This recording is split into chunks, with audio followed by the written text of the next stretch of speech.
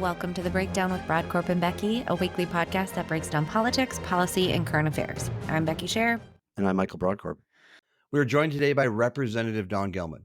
Rep. Gillman is in her first term in the Minnesota House. She's a business owner, mother, and former city council member. Today, we're going to spend the episode breaking down the end of the legislative session. We will discuss the poor time and schedule management by Democrats that forced a massive 2,800-page bill to be passed in the final hours of the legislative session. And we will end by breaking down some of what passed and some of what didn't. Thank you for joining us, and we hope you enjoyed the show. I want to add a special happy birthday to my co-host, Becky Scherr. Thank you for doing this, and happy birthday, Becky. We are pleased to be joined today by Representative Dawn Gillman, who is finishing up her first term in the Minnesota House of Representatives. So before we get into all of that end of session chaos, Representative Gillman, can you just tell us a little bit about yourself and how you decided to run for office and overall sentiments of your first term, minus the last maybe 72 hours? Great. Thank you so much for having me on today. Yes, so I live out in Dassel, Minnesota with my family. I've got 5 kids, married to a really great guy for almost 30 years. And I've loved politics ever since I was a kid. Love debate. I love justice. And I served on the city council when I was really young. I was the youngest female in the state, I guess, at the time, 20 years old.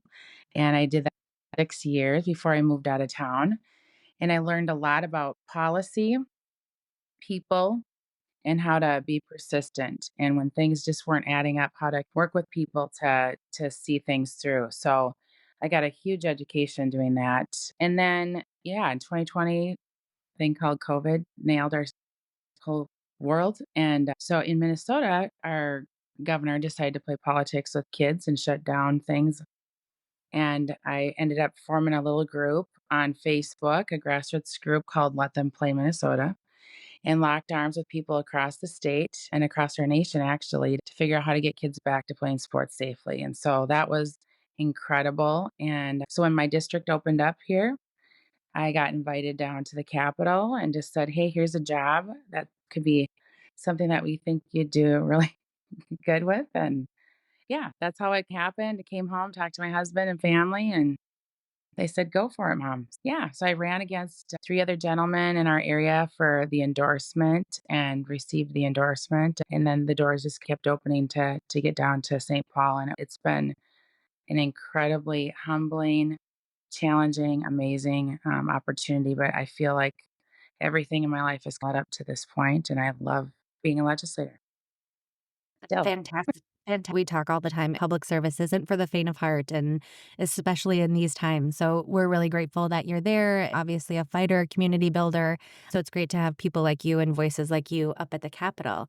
Mhm. One thing we really saw this last session, and we've talked a lot about, is Republicans really being pushed out of the equation and not allowing participation in debate, not allowing bills to be heard, testifiers to be listened to and brought into committees, and really a lot of bills just being jammed through. And I think that is especially true as we look at the last week of session here.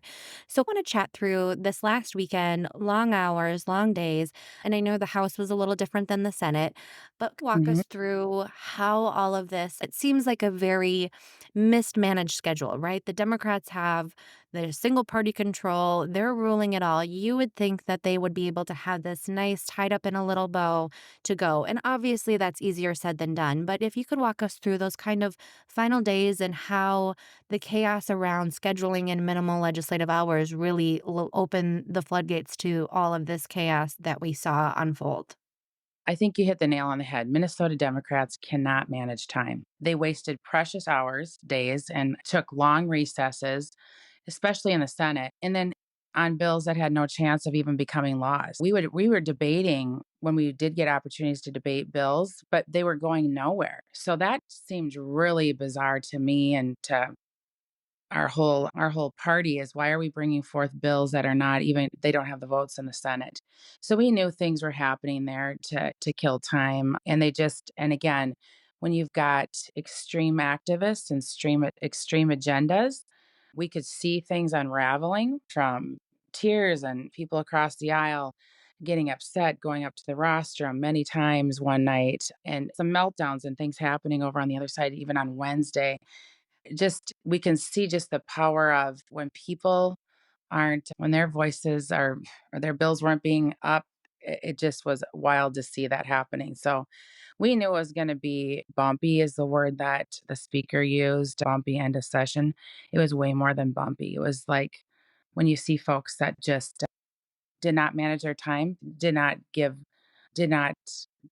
us an opportunity because they were dealing with their own dysfunction on their sides. And that it impacted the whole state of Minnesota because of their lack of getting to work for the people. So when you see people's personalities get into play and their own selfish ambitions versus the greater good, it's wild to watch it happen on a big level like that. I was watching the final hours of the legislative session because I have no life, and it was surprising the level of just how you were ignored, how the Republicans were ignored in both chambers. And I worked at the legislature a couple of times. Becky did too. She also worked in Washington. And so I was surprised by, first of all, the extent in which the Democrats were literally ignoring what was going on the floor. Hmm. We're ignoring the voices of Republicans. And again, I understand that they have the majority, but to not everyone's election certificate is the same, and there does need to be discussion, and the legislative process needs to grind along. But it seemed to me, and just in my experience of observing politics for as long as that, I've never seen a situation where there was so much screaming and yelling. And I also think it was, while the Democrats, I think, absolutely misplaced it, it appears to me to be a very unifying moment for Republicans in both the House and the Senate. I was watching, flipping back between the coverage of floor activity in the House, floor activity in the Senate, and Republicans in both chambers were very unified together as a team in recoiling and pushing back on this on the floor. And I think what it did, I think the net result, one of the benefits of this, again, I wish we wouldn't have happened, is that it really brought Republicans together. Is that a fair way to describe it?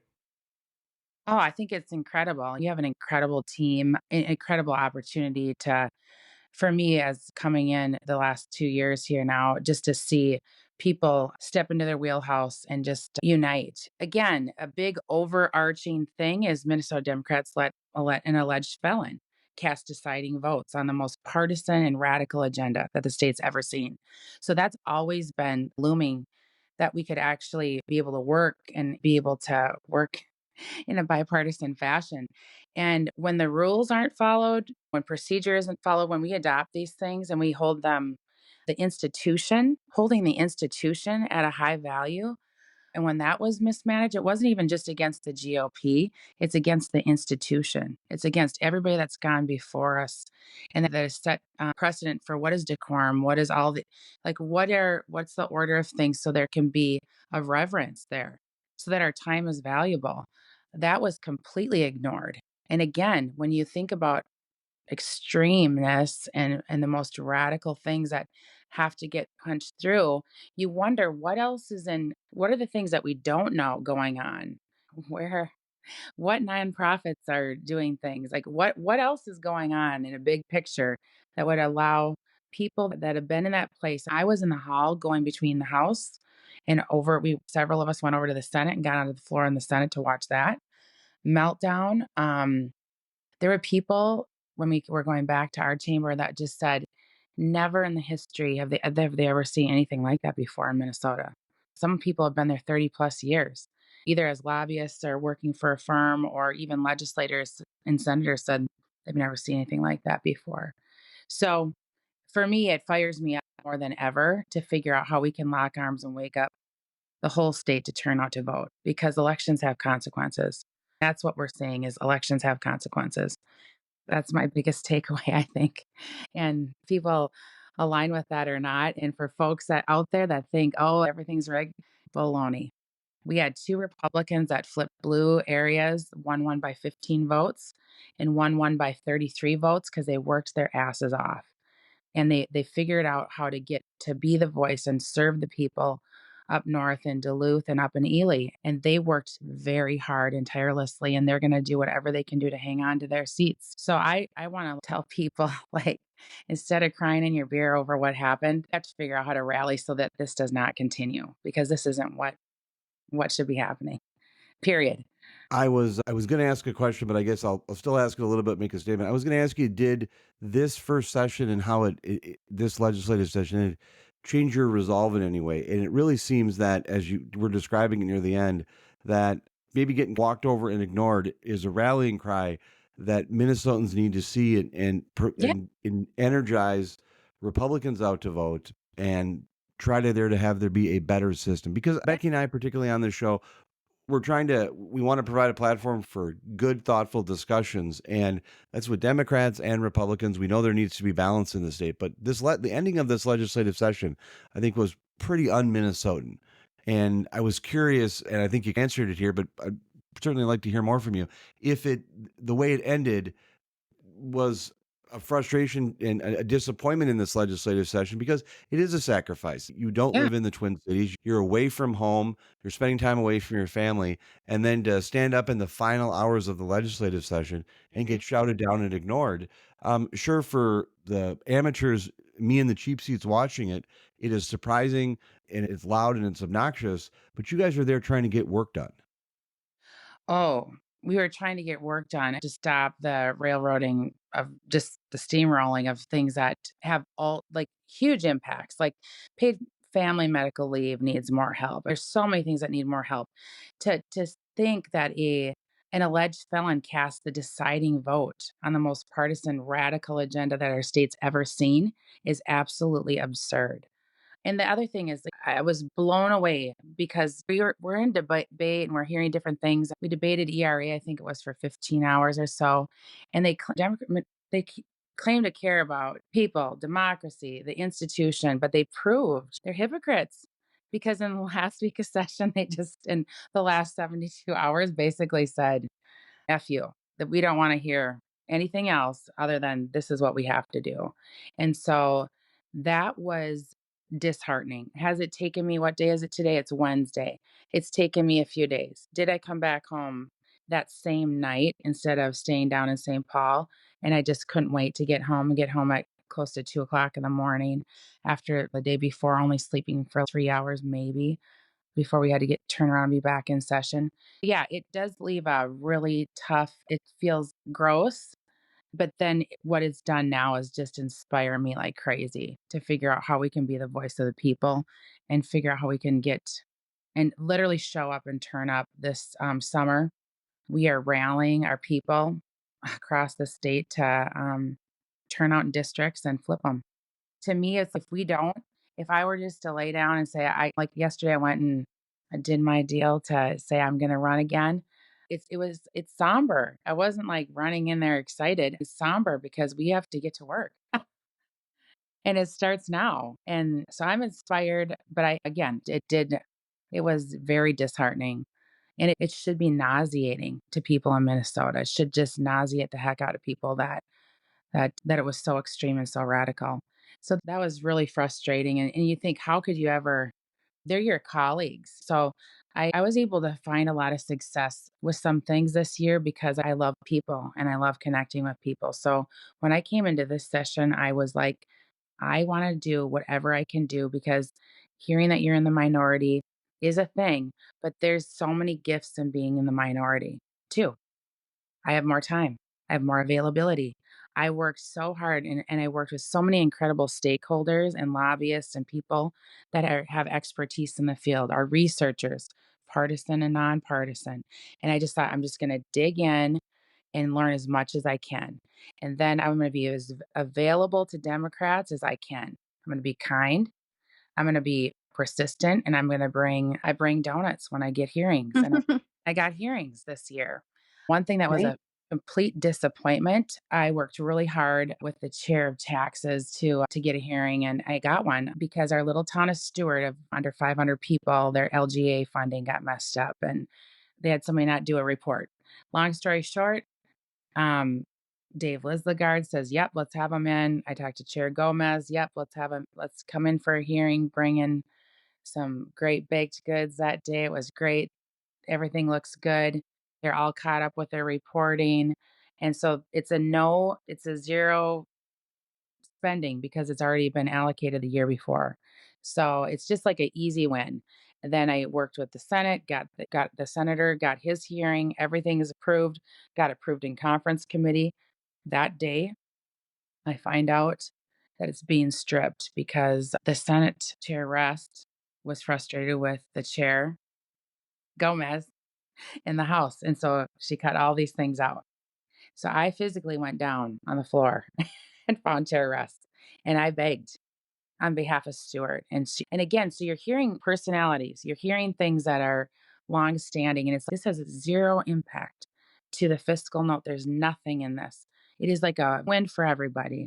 And so that actually got brought tears to my eyes because I got to see firsthand when people's personalities get so involved and people's feelings get hurt, how you can F over other people that are just like collateral damage. That just blew my mind. So I thought maybe I worked that on all sides of it. And I'm so grateful for lead Greg Davids. He has taken me under his wing as he's mentored me. He sits right behind me. And I've learned from things that he's been saying. And he can pick up on when things are happening. So he brought me along and just has mentored me. And I've just been blessed by that. But he made that his number one priority because they were asking him, "What do you want to see get in this?" And he made my little town of Stewart, where their taxes now are going to go up 18 to 20% because of clerical error and because of people's personalities got involved. And that is disgusting to me. I I'm so looking forward to when we're in the majority to show up for people and human beings. And I'll do it no matter if people are Democrats or Republicans. I think being a leader and being in this having this opportunity, you gotta be a good human. So that was disgusting. That really turned me off. But then another thing I did this year too is I was not the chief author of Lane Splitting, but I was a co author and I worked very hard in the House and in the Senate.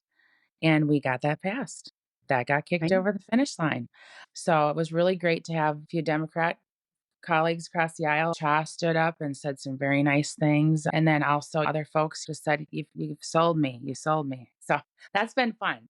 So there's been some fun things along the way and some hearings I got. I stopped some crazy trapping bills, the lead ammo. Again, I'm grateful for the chairs that would take meetings with me, even because if I said it'd be 7 minutes, I was under 7 minutes. Always bring food. Okay. My grandma taught me way to a man's heart is through his stomach. And I'll say that's even for women too, and Yes. non-binary or whatever you are. We all need food. Yep. That's right. You've mentioned lane splitting before, and Yeah. for our listeners at home, explain the issue a little bit. So, not Oh, I don't know if everyone understands it, but just explain it. I'm a motorcycle rider But enthusiast, and bingo.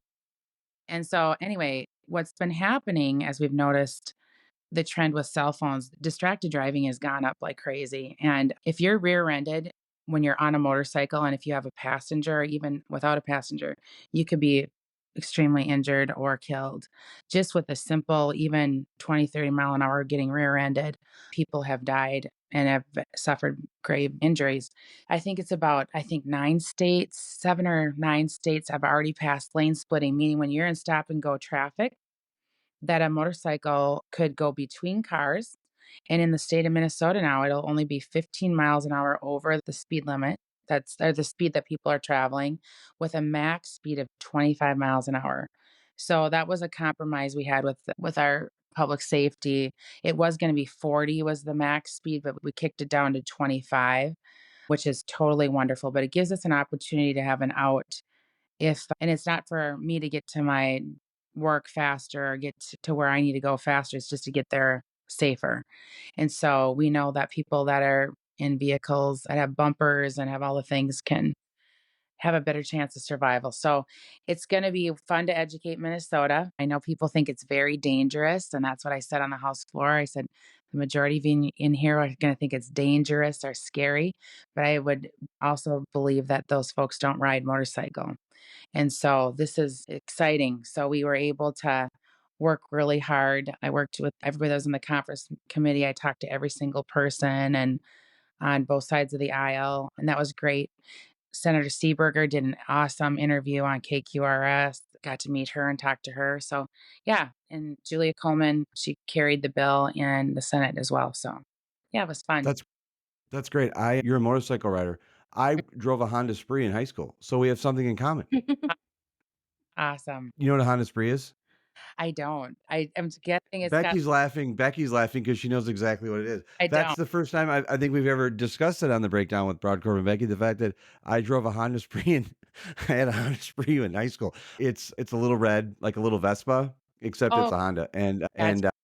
yeah, so I'm not a motorcycle rider, but I Okay. just wanted I to don't. have a joke. But Becky knew exactly where I was going, and her reaction right now is another reason why we have to start videoing because she knew exactly what I was referring to. Becky, you're up next. Yeah, Representative Gilman, I just have to applaud your attitude and optimism of the whole situation. It's really hard or really easy, I think, to get down in the dumps and play the victim. And I think there is a role for that. Republicans do need to step into that. But I think your way of approaching things and being open and wanting to work across the aisle and just make life better for Minnesotans, for families, for business owners is something we need more of. So I appreciate you sharing that. And I join your kind of discussed with the politics of politics is really just one of my least favorite things about it. Both sides play it, both sides do it to each other internally to the across the aisle, and it's just really unfortunate. But one thing I want to circle back to, Yeah. you spoke briefly about the ERA, and I know you spoke on the House floor during the debate, and this was something that Democrats, I think,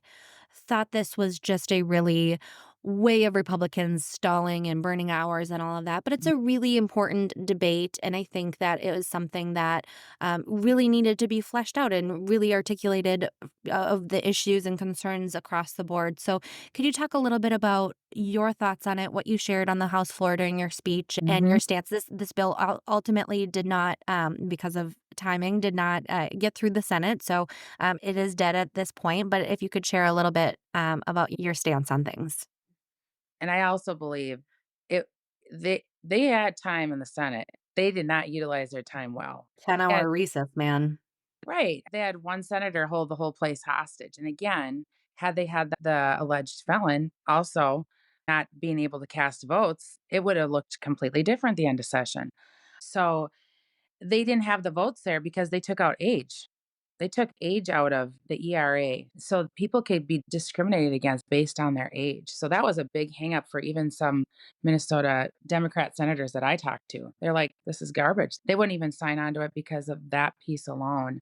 So when you look at discrimination, Republicans wanted to share their experiences, not only for their district, but just for situations that they could see happening that could also land things in court and create situations that were not good for folks. And so, yeah, I got to share about my mother-in-law who was a prisoner of war and she's 87 years old and still alive to this day. And the only reason she survived is because she was related to, it's wild, but Hitler's limo driver is her uncle. So they were taken off of the boxcar, taken off of this train, and she was able to live in a different concentration camp for a couple years. But again, I brought up the Me Too movement and I was trying to circle back to why I did this. But there was a lot of people that locked arms across the world when that happened and people got to express things about their past or about their experiences and how they deal with trauma. And again, there's been tons of research on epigenetic studies done on World War II survivors. And for example, she brought that up to me when she was in her 70s, I believe, is when that happened. And she said, all my the guys that did horrible things to her when she was young girl, they're all dead now. So what about me? And so I brought this up saying people experience trauma. And then if they were in a safe space, like a restroom or a locker room or a changing area, and you've got biological men in with women, that could be a major trigger and be really uncomfortable. So it's like, how do you navigate this? And how do you navigate folks, their beliefs, their highly held beliefs, and others right here? So you debate about it. And it's so passionate to me because 1 in 3 girls have been traumatized. 1 in 4 boys have been traumatized. So it's like there's a big majority of people that have had experiences, and how do you take care of them? Yeah, there was a big debate. It was, it was, and so definitely was worth. We could have debated that longer because we could have been talking about. I have two black sons, I have a biracial daughter, and then two white daughters through adoption, and I have two biological daughters. And so we could talk about discrimination and how we empower. I've empowered my kids, and but yeah, it's quite the interesting deal. And my youngest daughter is here by the grace of God because her birth mom was on her way to go get an abortion. And thank goodness one of the gals that was at this sober living place stopped her and said, "Hey, girl, this is your ticket out of here." She lived in Florida. And she said, "Don't go get that abortion. Have that baby and do an adoption. And then you can get out of here and get your apartment and you can get all these things." And so she stopped and did not go to her appointment for her abortion. And I have a 14-year-old daughter downstairs because of an opportunity.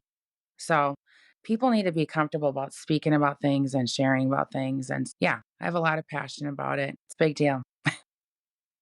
Thank you for Uh, sharing.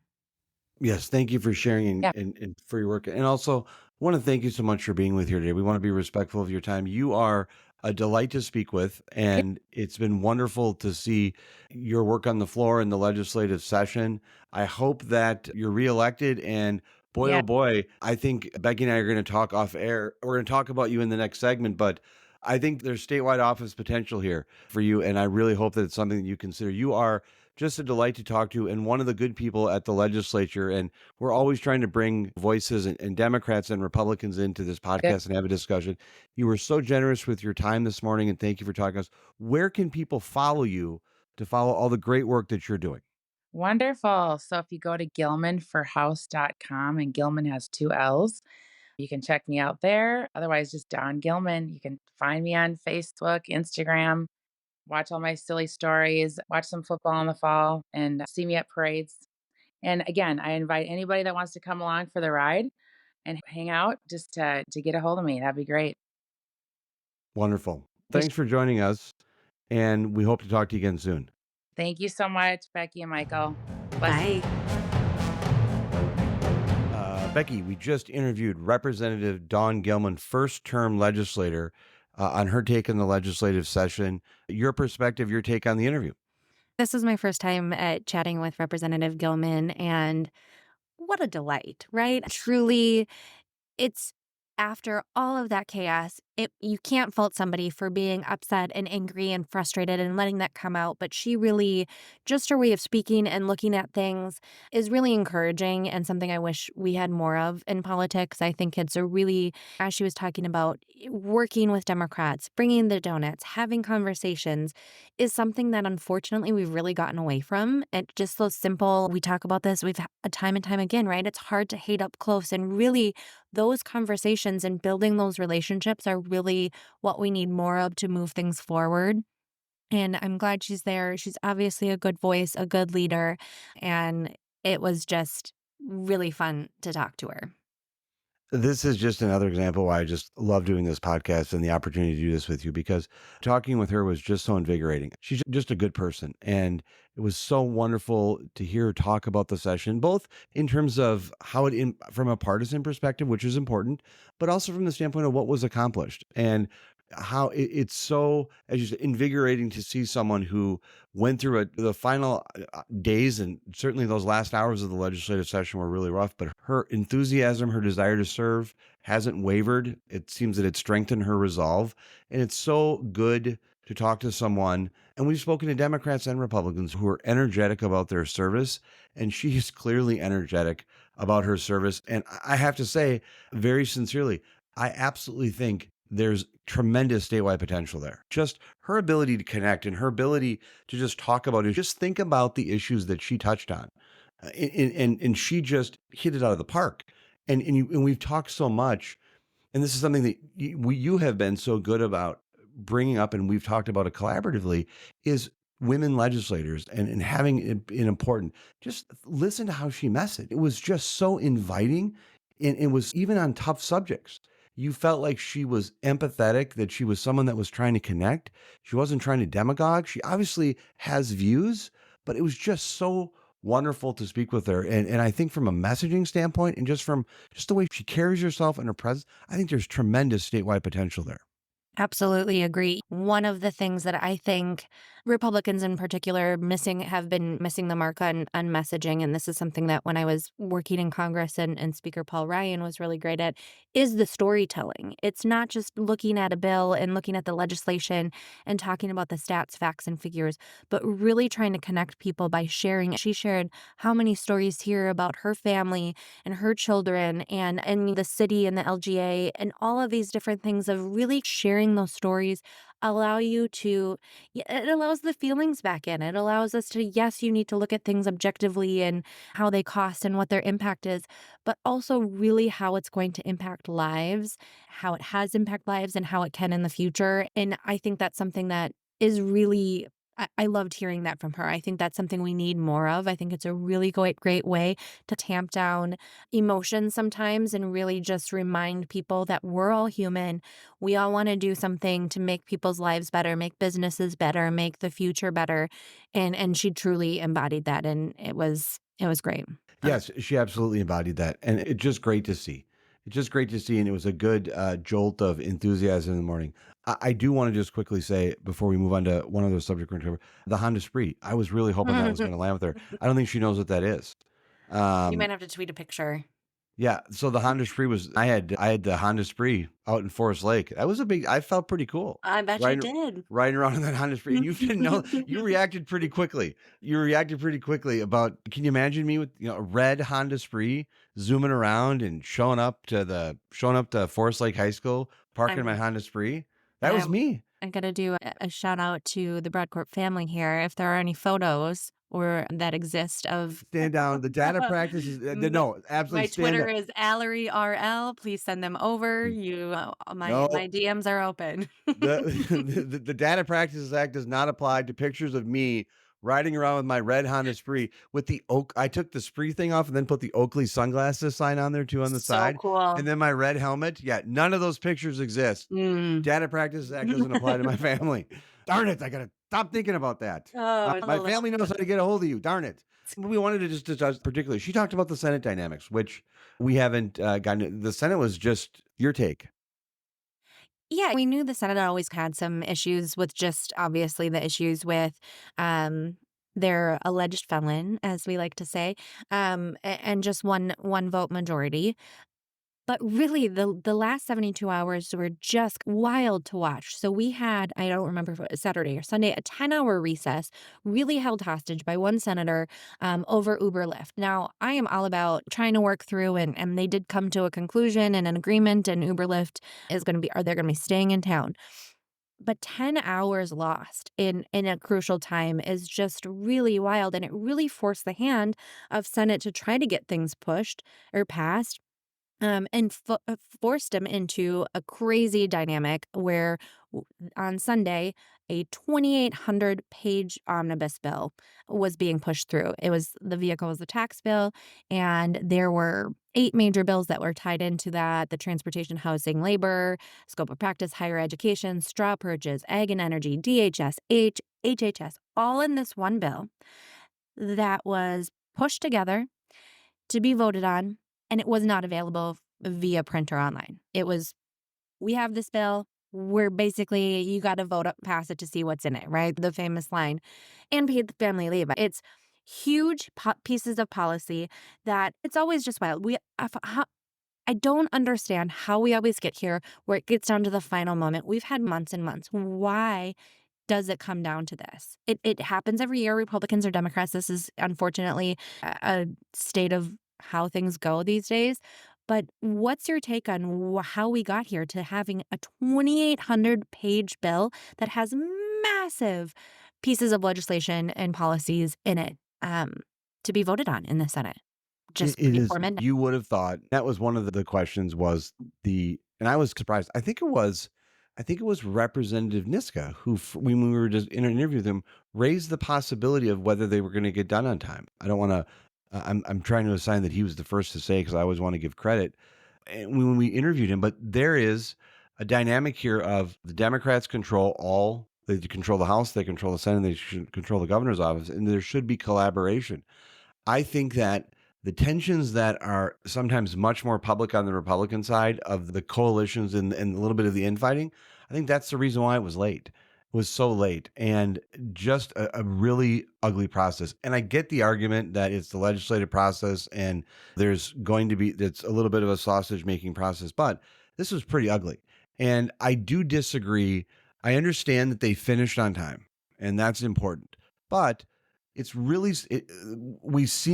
Minnesotans seem to have this perception that they're really good at everything, that we're exceptional at everything, that our government is really great, and everything runs smoothly. And it was just an absolute mess. One thing I wanted to point out about this bill, and let me just say, to really dial down on your question before I move on and answer it, is poor clock management. Poor clock management is why that happened, and it's unfortunate. I do I've followed the legislature because aside from working there and because I have nothing else to do on a Sunday night, late at night, than to watch the legislative session, I do think there are some legitimate constitutional issues on these omnibus large bills. And I think it would be fun and interesting if we could find bigger legislate. I mean, you're the biggest political nerd that I know, next to Steve Simon, and that's meant in a totally complimentary way, Secretary of State Steve Simon. But we need to find a good legislative nerd who can, you would comprise the partisan nerd and the congressional nerd because you worked in Congress, and anything music or entertainment related news, you would be the nerd. Plus, you're the legal analyst for the podcast because you attended a year of Obviously. law school. But I think we need to find a good legislative nerd who can discuss that kind of one subject issue, which has become a bit of a discussion because, according to the Constitution, bills need to be single subject. And if my understanding is correct, hat tip to Rob Dorr, I think he posted on social media that the final bill that was passed, the title alone was 6 pages. Just the title alone. I also want to point out something which I think is really problematic that Senator Nathan Weissenberg noted is that there is a blind member of the Minnesota Senate, and his name is Tory Westrom, Senator Tory Westrom. He was, and of course, he's blind. That means it's difficult if you're not figuring out for him to read because he doesn't have sight and he's blind. And so there wasn't an accommodation made for him to get the information so he could fully read and digest what was going on in the legislative session. I know Representative Senator West. We were in college Republicans together, and I wanted to share that just as an aside that I've known him over the years, but to think that this was rammed through in such a way that a member of the legislature, duly elected to the Senate, there wasn't an accommodation and understanding made for someone who is blind to process this legislation and deal with it. I just think is shameful, and it was it was really, I think, an important message that Senator Weissenberg got out about that because we're watching the session and here's a member just trying to serve his district, Senator Westrom, and to have that and there not be an accommodation or a respect and appreciation for that, I think is really disgraceful. And I think it's important that the legislative process run in a way that at a bare minimum, the bare minimum should be that the public can follow along, but that legislators are getting the legislation and they're able to follow it to understand that there wasn't an accommodation and a respect and deference shown to Senator Westrom is really just disappointing. That's very disappointing. When I worked at the legislature, I worked for Senator Bill Ingebrigtsen, who was the senator, and Tory Westrom was the representative at that time in the same district. And he's so smart, and he's one of the really great stewards of legislation and articulating what it means to our district and our state. And that's I hadn't heard that, and that's really disappointing. It's just we need to do better. We need to do better in general, but every legislator, regardless of accessibility and needs, should have the ability to read and absorb what is being voted on. And it was just really unfortunate that it ended that way, and makes me really sad that accommodations, like you said, were not made. I will also just say in closing here that I think, as we discussed with Rep. Gillman, Republicans and Democrats in the Senate, sorry, excuse me, Republicans in the House and Republicans in the Senate really rallied, I think, at the end. And it was unfortunately, the experiences were unfortunate, but it really seemed a good rallying point for the Republicans. They came together at the end. And I tell you, watching the House and the Senate floor sessions near the end, it was, there's been a number of things in the last couple of weeks in Minnesota politics that could be an SNL skit.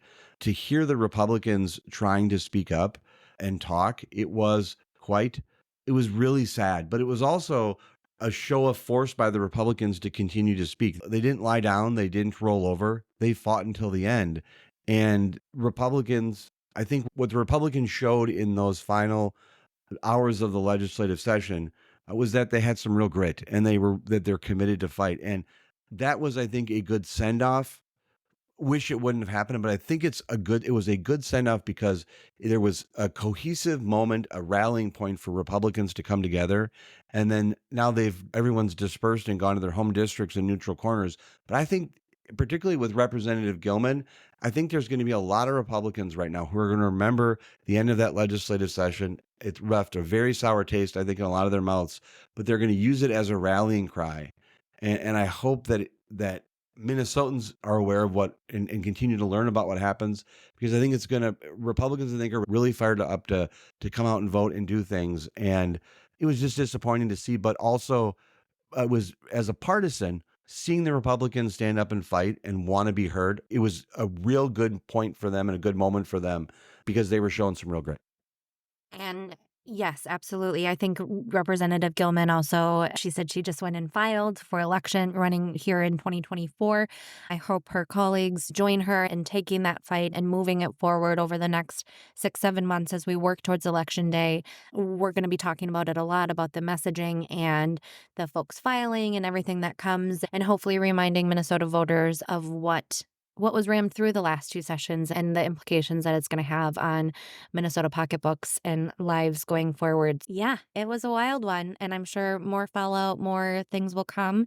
But thanks for lining up Representative Gillman. We're excited that she is running again and excited to see who else put their names in the running for taking back that House majority.